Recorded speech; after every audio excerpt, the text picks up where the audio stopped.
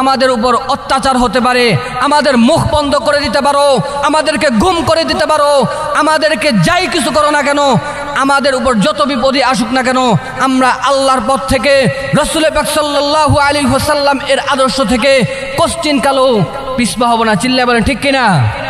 এক আল্লাহ বিনে জীবন আমার কারো কথায় চলবে না। নাস্তিকেরা যে যাই বলুক, উল্টো পাল্টা পথে চলুক। নাস্তিকেরা যে যাই বলুক, উল্টো পাল্টা পথে চলুক। আল্লাহ বিনে কারো কথাই জীবন আমার টলবে না। এক আল্লাহ বিনে জীবন আমার কারো কথাই চলবে না। চিল্লায় বলেন ঠিক কিনা? আমরা ইবাদত করব কার? আমাদের আকাবিররা আল্লাহ পাক রব্বুল আলামিনের ইবাদত করেছেন এই দ্বীনের ঝান্ডাকে সমুন্নত রাখার জন্য। তারা বাতিলদের কাছে কখনো মাথা নত করে নাই। ইমাম আবু হানিফা রহমাতুল্লাহি আলাইহি বাতিলের কাছে মাথা নত করে নাই। ইমাম মালিক রহমাতুল্লাহি আলাইহি বাতিলের কাছে মাথা নত করে নাই।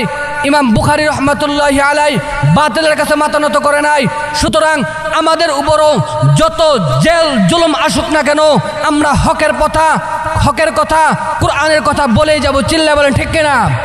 মুহতারাম হাজরিন, একটু বুঝার চেষ্টা করেন, একটু দেখেন আমাদের পূর্বপুরুষ কত কষ্ট করেছে, কত মুজাহাদা করেছে, কত নির্যাতন তাদের উপর অতিবাহিত হয়েছে। তারপরেও তারা রাসূল পাক সাল্লাল্লাহু আলাইহি ওয়াসাল্লাম এর সম্মানের মধ্যে আঘাত লাগতে দেয় না। চিল্লায় বলেন ঠিক কিনা? আপনি তাকান ইমাম বুখারী রহমাতুল্লাহি আলাইহির দিকে। এত বড় আল্লাহওয়ালা, এত বড় বুজুর্গ মানুষ, সবাই ওনাকে সম্মান করে, সবাই ওনাকে তাজিম করে।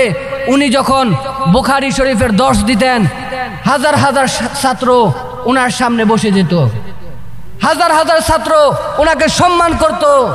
ওনার সালার চাটের উপর সবাই এই নবীর হাদিস শোনার জন্য, শ্রবণ করার জন্য ওনার কাছে সমবেত হতো।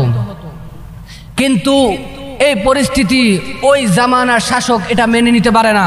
শাসক চিন্তা করে, আমি তো ডাক দিলে 2 জন মানুষও আসে না, কিন্তু সে ডাক দিলে এই লক্ষ লক্ষ মানুষ, হাজার হাজার মানুষ আসে, এটা তো আমার সহ্য হয় না। তার ভিতর একটা হিংসা ঢুকে গেছে। এই অবস্থায় কি করলো শাসক? চিন্তা করলো, যেহেতু তার কাছে এত মানুষ সমবেত হয়, তার যেহেতু এত সম্মান, এত ইজ্জত, সুতরাং এই সম্মান ইজ্জত যদি আমি অর্জন করতে চাই, আমার 2 রাজপুত্রকে তার কাছ থেকে শিক্ষা প্রদান করাতে হবে। কিন্তু সে যে শিক্ষা প্রদান করাবে, এই শিক্ষা তো রাসূল পাক সাল্লাল্লাহু আলাইহি ওয়াসাল্লাম এর আদর্শের শিক্ষাকে সম্মান করে নয়, সে শিক্ষা অর্জন করতে চায় দুনিয়াবি ফায়দা হাসিল করার জন্য। চিল্লায় বলেন ঠিক কিনা? নিয়ত যদি খারাপ থাকে, আর নিয়ত খারাপ রেখে ভালো কোনো কাজ করলেও ওই ভালো কাজটা আল্লাহ পাক রব্বুল আলামিনের দরবারে ভালো বলে গণ্য হয় না। চিল্লায় বলেন ঠিক কিনা? এই জন্য ভালো কাজ করতে হবে, ভালো কাজ করার পাশাপাশি ভালো কাজটা ভালো নিয়তে করতে হবে। চিল্লায় বলেন ঠিক কিনা? মুহতারাম হাজরিন, ওই শাসক কি করলো? ওই শাসক ইমামে বুখারী রহমাতুল্লাহি আলাইহিকে ডাকলেন, ডাইকা বললেন যে আপনি এই কিতাবের দর্শ দেন, আপনি এত এত ছাত্র পড়ান, আমার 2 রাজপুত্র আপনার কাছে পড়বে, কিন্তু ওই সালার চাটের উপর গিয়ে পড়বে না। আপনি যে কোনো একটা সময় করে আমার রাজপ্রাসাদে আসবেন, রাজপ্রাসাদের মধ্যে আইসা তারপরে আমার এই 2 সন্তানকে আপনি এই কোরআন শিখাইবেন, রাসূল পাক সাল্লাল্লাহু আলাইহি ওয়াসাল্লাম এর বাণী শিখাইবেন। ইমামে বুখারী রহমাতুল্লাহি আলাইহি শাসককে বললেন, হে জমানার শাসক, আমি এত এত ছাত্রকে দর্শ দেই, তারা সবাই আমার কাছে রাসূল পাক সাল্লাল্লাহু আলাইহি ওয়াসাল্লাম এর বাণী শিখতে আসে। সুতরাং সবাইকে মাহরুম করে তোমার 2 সন্তানকে আমি এই শিক্ষা দিব, সবাইকে মাহরুম করব, এটা আমার মাধ্যমে কখনো হবে না।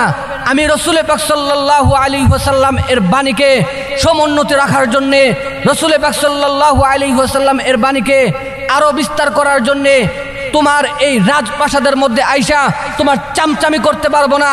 তোমার সন্তানদেরকে যদি এই সুশিক্ষায় শিক্ষিত করতে চাও, তাহলে আমার ওই সালার চটের উপরে তোমার সন্তানদেরকে বসতে হবে। ইমামে বুখারী রহমাতুল্লাহি আলাইহি যখন তাদেরকে এই কথা বলে দিছেন, ওই রাজাকে যখন এই কথা বললেন, রাজা ইমাম বুখারী রহমাতুল্লাহি আলাইহির প্রতি ক্ষুব্ধ হয়ে গেলেন, ইমাম বুখারী রহমাতুল্লাহি আলাইহির প্রতি নারাজ হয়ে গেলেন।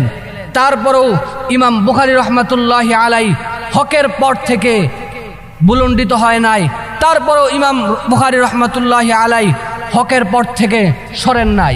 মুহতারাম হাজরিন, তাদের উপর কতটা অত্যাচার হয়েছে, নির্যাতন তারা হয়েছে। ইমাম বুখারী যখন দর্শ দিতেন, ছাত্রদেরকে যখন হাদিস শুনাইতেন, এমন হয়েছে ওই শাসক, ওই বাদশাহ, ওই রাজা ইমাম বুখারী রহমাতুল্লাহি আলাইহি এর দর্শের মধ্যে, এর প্রতিষ্ঠানের মধ্যে পুলিশ পাঠাইয়া দিত। আর পুলিশ আইসা বলতো, হে ইমাম বুখারী, আপনি যে এই দর্শ দিতেছেন, হাজার হাজার ছাত্রকে সবক দিতেছেন, আপনি কি বাদশার পারমিশন নিছেন? এই কথা যখন বলল, এইভাবে ইমাম বুখারী রহমাতুল্লাহি আলাইহিকে বিভ্রান্ত করতে লাগলো, ইমাম বুখারী রহমাতুল্লাহি আলাইহির উপর চাপ সৃষ্টি করতে লাগলো। ইমাম বুখারী রহমাতুল্লাহি আলাইহি এই চাপ স্থান করতে পারে নাই, থাকতে পারে নাই। এটা ইমাম বুখারী রহমাতুল্লাহি আলাইহি এর ব্যর্থতা না, এটা হলো ওই যুগের শাসকের ব্যর্থতা। চিল্লায় বলেন ঠিক কিনা? মুহতারাম হাজরিন, যাই হোক, আমাদের পূর্বপুরুষ এইভাবে কষ্ট করেছেন, মুজাহাদা করেছেন, তারপরও তারা হকের ঝান্ডাকে সমন্বিত রাখার জন্যে বাতিলের কাছে মাথা নত করে নাই। আমরাও যারা হকের পথে কথা বলি, সত্যের কথা বলি, কোরআনের কথা বলি, আমরাও ইনশাল্লাহ যত জেল জুলুম আসুক না কেন হকের কথা বলেই যাব ইনশাআল্লাহ। আল্লাহ পাক রব্বুল আলামিন আমাদেরকে হকের পথে চলার মতো তৌফিক দান করুক। মুহতারাম হাজরিন, তো বলতেছিলাম ইহদিনাস সিরাতাল মুস্তাকিম।